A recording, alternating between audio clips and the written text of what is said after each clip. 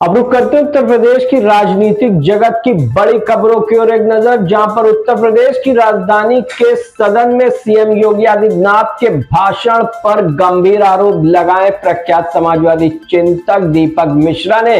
नमस्कार, मैं अमित कश्यप और आप देख रहे हैं एचटी न्यूज। इस वक्त की खबर सामने आ रही उत्तर प्रदेश की राजधानी से, जहां सदन में सीएम योगी आदित्यनाथ के भाषण को बताया है झूठा और वहीं पर कर दिया बड़ा ऐलान कि ऐतिहासिक तथ्यों से ना करें छेड़छाड़। ये डालते एकता गुप्ता चीफ सब एडिटर की एक रिपोर्ट पर नजर। नमस्कार, मैं एकता और आप देख रहे हैं एचटी न्यूज और आज हम बात करने जा रहे हैं समाजवादी चिंतक दीपक मिश्रा जी के साथ। और कुछ बातें ऐसी भी हैं जो सामने होनी चाहिए, क्योंकि आजकल समय में जो हर तरफ चर्चा का विषय है, जो पत्र है उनका, उसको लेकर जिन्होंने उस पत्र से खलबली मच गई है। सीएम योगी को पत्र लिखा है, साथ में जो एक मूवी आई है जो इस समय चर्चित मूवी है, और लेकिन कुछ समय के लिए उसे रोक दिया है, बैन कर दिया गया है। उसको लेकर उन्हें एक पत्र लिखा है। बात करते दीपक मिश्रा जी के साथ।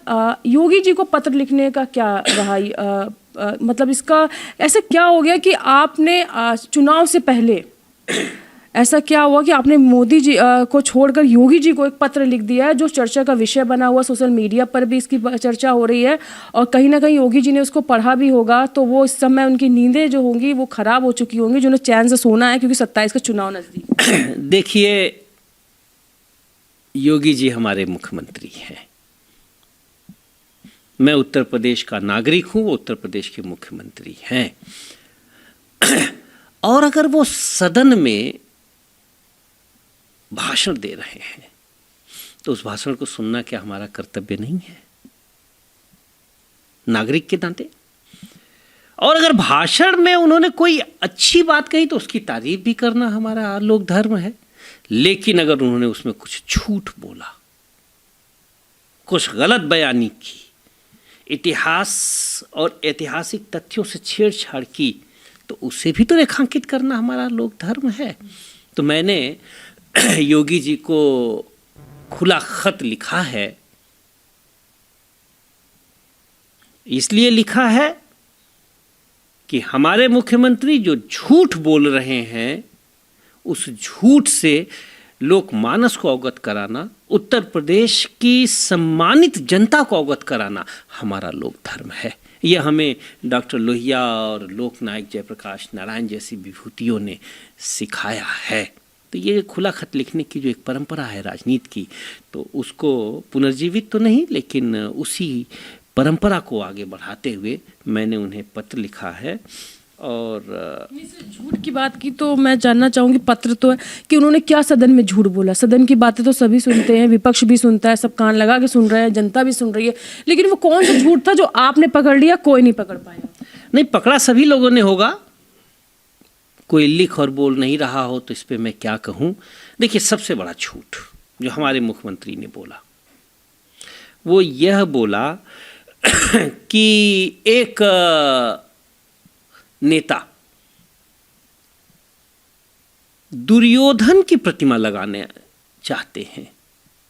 आप बताइए, कौन मुख्यमंत्री है या मुख्यमंत्री हैं आप ये बताइए कि आपसे किस नेता ने कब पत्र लिखा कि महाराज दुर्योधन की प्रतिमा लगाओ? हमारा देश कर्मयोगी कृष्ण का पूजक है। कोई व्यक्ति यहां दुराग्रही दुर्योधन की प्रतिमा लगाने की मांग नहीं कर सकता। उनका इशारा अखिलेश जी की तरफ था। अखिलेश जी को कृष्ण की प्रतिमा सेफई में लगानी थी, उन्होंने लगा दिया। तो वो तारीख बताएं, वो पत्र बताएं, वो सार्वजनिक वक्तव्य की क्लिपिंग दें जिसमें अखिलेश जी दुर्योधन की प्रतिमा की बात कर रहे हैं। सदन में बोला, क्या ये झूठ नहीं था? दूसरा झूठ,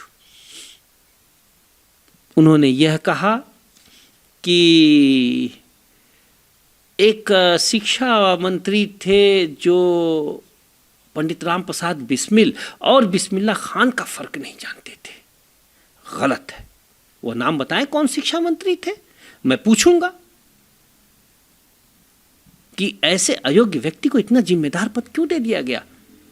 समाजवादी पार्टी की ओर से जो शिक्षा मंत्री हुए हैं, विद्वान रमाशंकर कौशिक, अशोक वाजपेयी, जानकार शाहिद मंजूर जैसे लोग हुए हैं।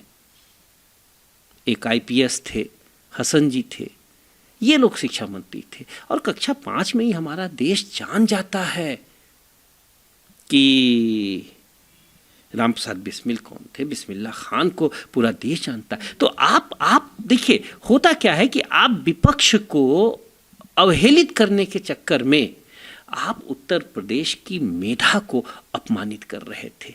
और भी झूठ की एक लंबी कड़ी है। अच्छा, बोलने बोलने में वो क्या बोल गए, देखिए मजेदार झूठ बोलिए, उनका झूठ देखिए, मजेदार झूठ।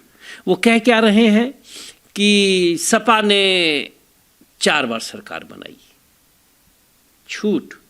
योगी जी, समाजवादी पार्टी 1992 में बनी है और 3 बार सरकार बनाई। हाँ, उसके पहले एक बार नेताजी मुलायम सिंह जी मुख्यमंत्री रह चुके, लेकिन वो जनता दल से रह चुके।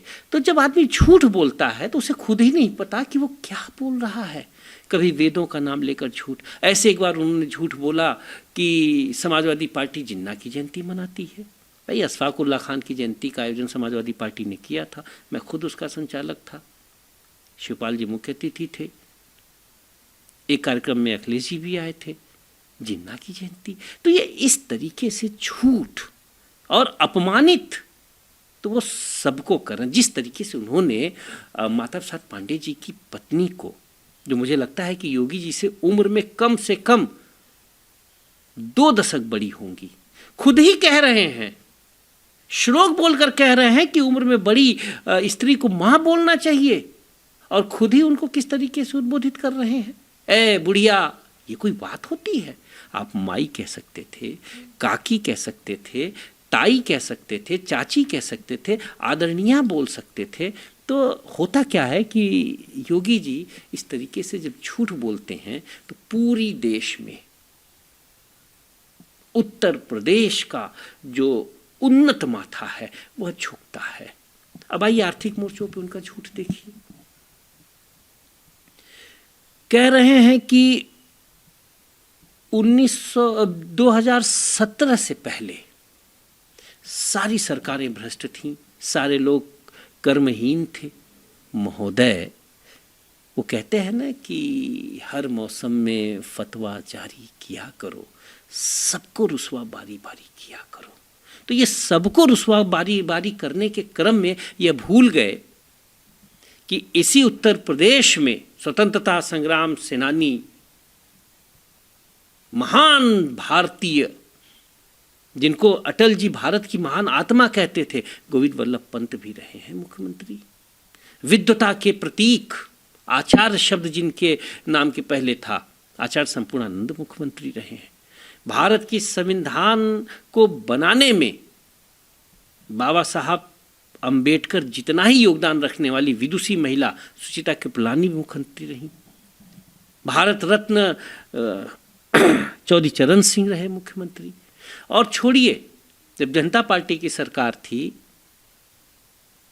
रामनरेश यादव जी मुख्यमंत्री थे, तो कल्याण सिंह जी और रामप्रसाद गुप्ता जी, ये दोनों उसमें कैबिनेट थे। क्या वो सारी सरकारें निकम्मी रही? सिर्फ आप ही देखिए। आप अपनी सरकार की बड़ाई करिए, विपक्ष की आलोचना भी करिए, व्यंग भी करिए, लेकिन उत्तर प्रदेश का विधानसभा चुटकुलेबाजी, चूहलबाजी का अड्डा नहीं है। आप रामप्रसाद बिस्मिल का नाम लेकर झूठ बोल रहे हैं। आप बिस्मिल्लाह खान, जिनकी शहनाई के बगैर शिव पूजा अधूरी मानी जाती थी, उनका नाम लेकर झूठ बोल रहे हैं। आप बता रहे हैं कि लोग दुर्योधन की पूजा कर रहे हैं। कौन दुर्योधन की पूजा कर रहा है? और मजे बात आप देखिए, खुद ही कह रहे हैं। अगर आप योगी जी का पूरा भाषण सुनेंगे, माँ सरस्वती की असीम कृपा से मैंने उनका भाषण 3 बार सुना, मुझे यकीन ही नहीं हुआ कि एक मुख्यमंत्री काशायधारी माने गिरवा पहना हुआ व्यक्ति इस तरीके से झूठ बोल सकता है। उम्र में बड़े हैं, इसलिए सम्मानपूर्वक कह रहा हूं, बोल सकते हैं। जानते हैं, रावण, महापंडित रावण, रंकेश्वर रावण का पुतला हर वर्ष क्यों जलाया जाता है? माता सीता का अपहरण किए थे। इतिहास में कई दृष्टांत मिलेंगे। उन्होंने काषाय वस्त्र पहनकर माता सीता का अपहरण किया था, काषाय वस्त्र पहनकर झूठ बोला था, इसलिए तब से लेके अब तक उनका पुतला जलाया जाता है। तो काषाय वस्त्र पहनकर झूठ नहीं, और अनावश्यक, जरूरत नहीं है। आप देखिए, वो ये कह रहे हैं कि पहली बार उत्तर प्रदेश की अर्थव्यवस्था तीसरे स्थान पर है। वो मुख्यमंत्री थे, माफ कीजिएगा, वो सांसद थे। उनको तत्कालीन सरकार ने जो भेजा था रिपोर्ट, उस रिपोर्ट में ही ये था कि उत्तर प्रदेश 2016 और 17 में देश की तीसरी सबसे बड़ी अर्थव्यवस्था हो चुका था। किसके बाद? महाराष्ट्र और कर्नाटक के बाद। अब अगर हमारे सांसद सरकार द्वारा भेजी गई रिपोर्ट ही न पढ़ें तो इसमें क्या है? दूसरी बात आप बताइए, जब वो झूठ बोल रहे थे, कहे कि 4-4 बार सरकारें आईं और कोई देखने नहीं गया गोरखपुर में बीमार बच्चों को, तो इन्हीं के पत्र पर वो सब झूठ बोल रहे हैं। योगी जी के ही पत्र पे श्रद्धेय मुलायम सिंह जी ने इंसेफ्लाइटिस के इलाज के लिए अतिरिक्त धनराशि आवंटित की थी। अब अपने ही पत्र पे हुई कार्रवाई को अगर वो भूल गए तो मैं क्या करूं? तो इतना आग्रह है योगी जी से कि इस कदर झूठ न बोला करें, क्योंकि जानते हैं इससे राजनीति की छवि खराब होती है। एक तो वैसे ही राजनीतिक दलों और राजनीतिक दलों के नेताओं पर जनता का विश्वास कम है, और ऊपर से इस तरीके से अगर वो झूठ बोलेंगे, मुख्यमंत्री है ना, तो और विश्वास कम होगा। गलत जानकारी दे रहा है, मतलब समाजवादी पार्टी जो भी कर रही थी वो गलत हो रहा है, या जिन्ना की जयंती मनाई जा रही है, तो ऐसा कौन है पार्टी का ही कौन व्यक्ति की समाजवादी पार्टी करती कुछ और है लेकिन योगी जी तक कुछ और पहुंच रहा है? तो आपको क्या लगता है कौन है ऐसा जो गुप्त सूत्र जो गलत जानकारी दे रहा है? कोई गलत नहीं है। दरअसल योगी जी विद्वान तो है नहीं, अध्ययनशील भी नहीं है, वरना ऐसी टुटियां कैसे होंगी? सामान्य सी बातें हैं। कह रहे हैं योगी जी कि 4 बार की सरकारें आईं और सपा की 4 बार की सरकारें बनी और कोई इंसेफ्लाइटिस के बच्चों को देखने तक नहीं गया।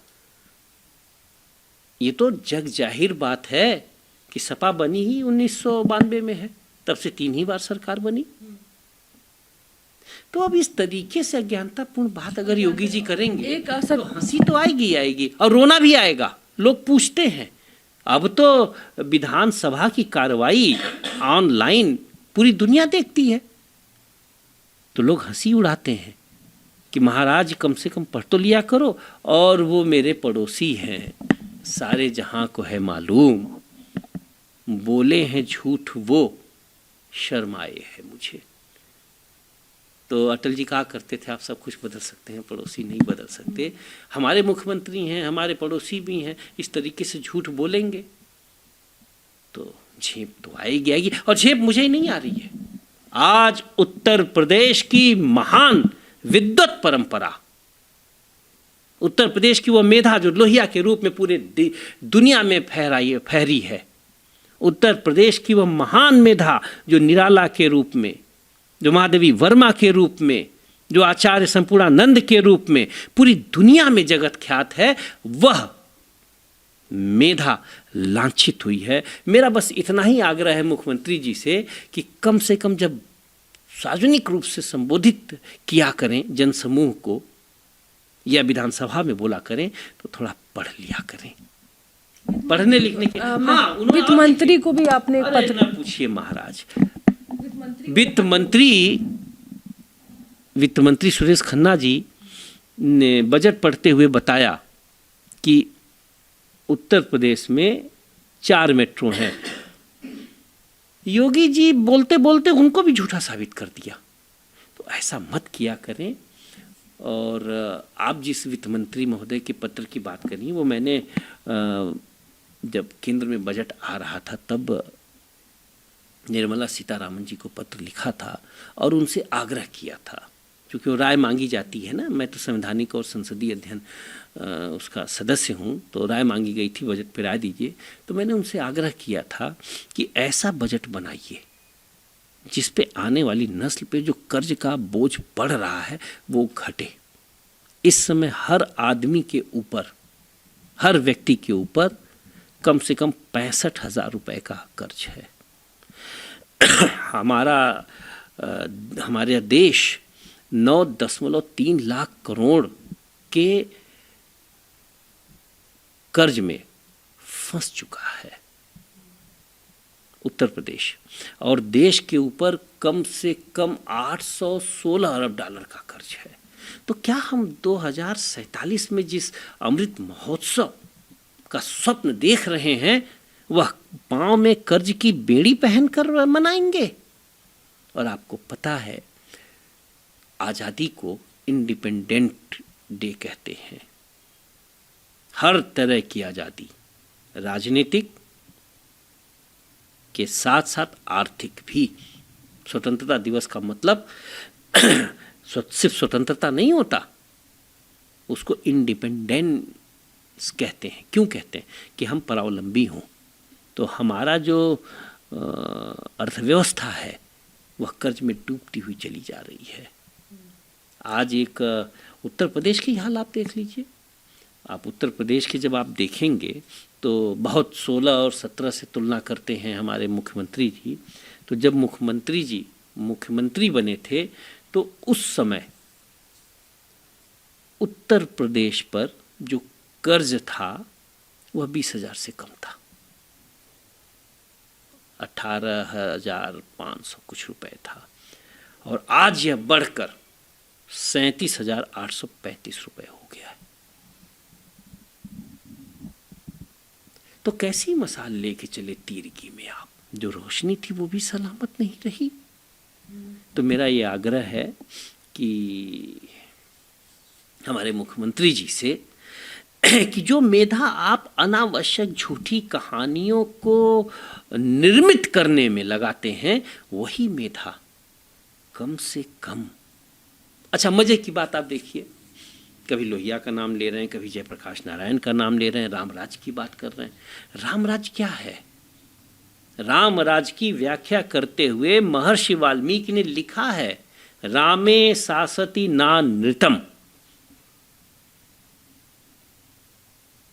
यानी राम के शासन काल में झूठ नहीं था, प्रजा तक झूठ नहीं बोलती थी। यहां तो वो मुख्यमंत्री होके, सूबेदार होके सार्वजनिक रूप से झूठ बोल रहे हैं। जैसे उनका, झूठा बोल रहे हैं।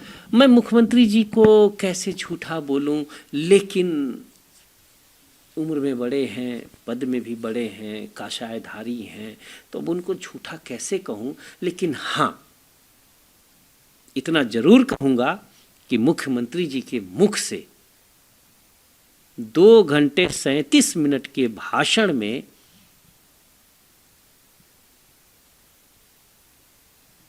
कम से कम आधा दर्जन झूठ निकला, आधा दर्जन झूठ। मुझे नाम बता दे, वो कौन शिक्षा मंत्री थे जो पंडित राम प्रसाद बिस्मिल और बिस्मिल्लाह खान का अंतर नहीं जानते? हमें बताएं, कब किस नेता ने दुर्योधन की प्रतिमा बनाने के लिए सार्वजनिक आह्वान किया? नाम लेकर बताएं, तारीख लेकर बताएं। भाई, उनके पास तो तमाम सुविधाएं हैं। तो आपने डायरेक्ट पत्र लिख के नहीं पूछा, हमें उस नेता, उस मंत्री का नाम चाहिए? पत्र लिखा है डायरेक्ट एक सवाल, सिर्फ हमें नाम चाहिए जिसने कहा कि हमें दुर्योधन की प्रतिमा लगाने के लिए हमें सिर्फ नाम। हम लोग कृष्ण के लोग हैं, योगेश्वर कृष्ण, कर्मयोगी कृष्ण। हमने समाजवाद की जो शिक्षा ग्रहण की है वह कृष्ण के उस गीता वाक्य से की है कि समम सर्वेषु भूतेषु तिष्ठन्ति परमेश्वरम। इस वाक्य ने हमको समाजवाद की प्रेरणा दी है। हम कैसे किसी व्यक्ति को नेता, साथी, दोस्त मान सकते हैं जिसका आदर्श दुराग्रही, दुर्बुद्धि दुर्योधन हो, जो कृष्ण को बांधने चले थे? नहीं, योगी जी झूठ बोल रहे हैं। और उत्तर प्रदेश की महान लोकतंत्र से हमारे मुख्यमंत्री को अपने द्वारा बोले गए दुर्वचनों, दुराग्रही झूठों के लिए माफी मांगनी चाहिए। नैतिकता ये कहती है। बाकी माफी का पत्र और आपने प्रसन्न जोशी के लिए भी लिखा हुआ है, तो मुझे लगता है कि वो पत्र पढ़कर मुझे डायरेक्ट वो भी आपसे माफी मांगेंगे कि उन्होंने ऐसा। प्रसून जोशी जी भाई प्रमाणन बोर्ड के अध्यक्ष हैं, तो जब ये फिल्म घूसखोर पंडित आई तो मैंने दोनों को लिखा, सुनी वैष्णव जी को भी लिखा और प्रसून जोशी जी को भी लिखा। ये टाइटल गलत है। टाइटल नहीं, घूसखोर पंडित ही नहीं, घूसखोर यादव, घूसखोर मुसलमान, घूसखोर ठाकुर, घूसखोर पाल, कुछ भी होता तो भी मेरी कलम उठती और पत्र के रूप में उनके पास जाती। आपका कहना है कि चाहे वो यादव लगा होता कोई भी में, हमारे देश में जाति वैमनस्यता फैलाने का, कुकृत्य करने की इजाजत किसी को नहीं। यह देश समाजवाद का देश है। यह देश वह देश है कि जिसमें एक सिख भगत सिंह, एक हिंदू चंद्रशेखर आजाद के नेतृत्व में हिंदुस्तान सोशलिस्ट रिपब्लिकन आर्मी बनाता है और एक मुसलमान हसरत मोहानी के दिए गए नारे इंकलाब जिंदाबाद को परचम बनाकर फांसी के तख्त पे झूल जाता है। क्यों? कि हम इस देश में जाति विहीन, संप्रदाय विहीन, शोषण विहीन, समता मूलक समाजवादी समाज की स्थापना करेंगे।